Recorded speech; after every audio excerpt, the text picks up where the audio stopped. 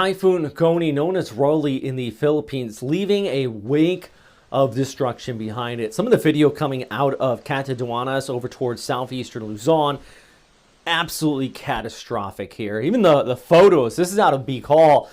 Just look at this significant flooding here. That water level straight up to the top of the building. This is of a mudslide here in San Francisco. Hundreds of homes have been damaged. Hundreds of people are missing as well. It's just absolutely catastrophic. I have gotten numerous messages from people letting me know that they can't get in contact with their family because there's widespread power outages. Communications are down. It's not too much I can do personally to help them, but what I can do, I'm going to put a link down in the description of this video. You can donate to the Philippine Red Cross. In the past, especially after Haiyan, I know they did an absolutely fantastic job in the recovery with that storm system, and my only hope is that they will be doing just as good of a job with this storm. Category 5 super typhoon at landfall, rivaling Yolanda back in 2013. Good news, if there's any good news with this, it moved pretty fast over the Philippines. This did not linger. It scooted right over Luzon and actually moved a little bit further south than Manila than the original forecast had dictated. Overall, it just kept drifting further and further south throughout the forecast, in fact.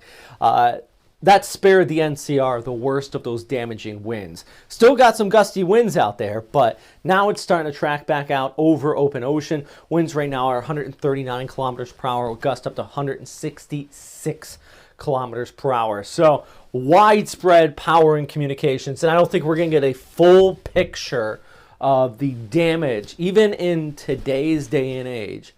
I don't think we're going to get a full picture of the damage from this storm system for another few days. Just the entire communications in some of these areas have been shut down, especially some of those more rural villages.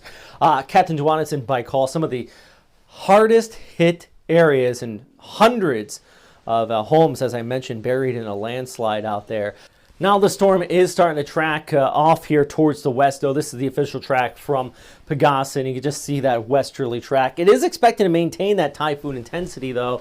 At least come on shore as a severe tropical storm or possibly a typhoon here into Vietnam, where they have been just riddled with heavy rainfall over the past month and a half. So another system is not welcomed at all. It's not going to be nearly as strong as Typhoon Goni here once it comes on shore, but still, another impact there. Plus, let's take a look at the Philippines. You're in a little bit of a break here, but unfortunately, and I am just like everybody else, by the way, I'm typhoon fatigued. I want this to be over with, not only here, but also I'm in Florida. I work for a TV station here in Florida. We're covering another tropical system out here in the Caribbean as well, but there's Atsani. And Atsani is a pain. Atsani, I mean, just to put it bluntly, it's a pain.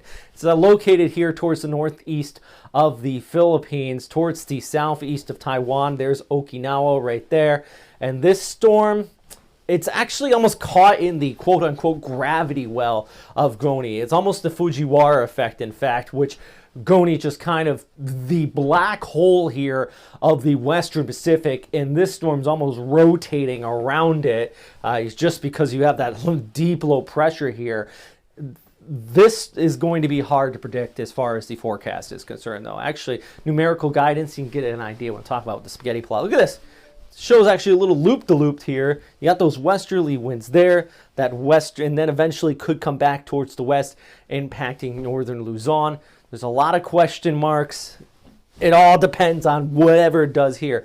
It could lift towards the north, guys. If you're out here in southern Japan, I would keep a keen eye on this. If you're in northern Luzon, also keep a close eye on it as well, because definitely could see those impacts. Yeah, it's been busy. It has been busy the last few days, and I truly hope at least my videos have helped out some of you guys, but I hope that everybody's watching is staying safe. Hope everybody's staying safe out here. And I'm not going to report on fatalities. I've seen some unconfirmed reports as of making this video. I'm not going to report on that. I do highly suggest check your local media sources. They have people out there in the field who are working tirelessly to give you the latest information as well. So Stay safe out there, guys. If you haven't already, please subscribe to my YouTube channel. I do this as a hobby. I do put ads on these videos, but in complete transparency, it's not a lot of money whatsoever, dollars if that. And as well, I'm taking pretty much all the money I'm making from these last few days, donating it to the Philippine Red Cross myself. So yeah, there's ads on them, but I'm not making any money off of this. Twitter, please do follow me there. Also, as Facebook, Instagram, all that good stuff as well. All right, stay safe out there, guys. And as always, thanks for watching.